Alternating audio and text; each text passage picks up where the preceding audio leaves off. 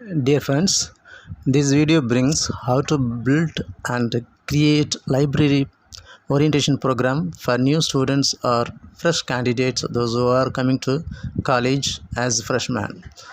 As a librarian has to take initiative for freshmen, how to enter into the library, how to use the gate register if you follow or biometric system, and how to access the library, and what are the information resources are available in our library, what type of collections are available like textbooks, reference books, periodicals like journals and magazines, newspapers, CD-ROM collections, projects, question bank files facility, book bank facility, and what type of online resources are available, etc.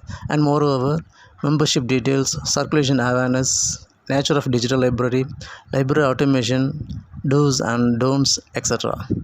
This video will be very useful and helpful who are willing to prepare library orientation program for new students successfully. Not only library professionals, but also this will very useful to students and faculty members who wish to use the library effectively. Kindly watch fully, like and share and comments if any query or suggestions. Thank you. Let us go.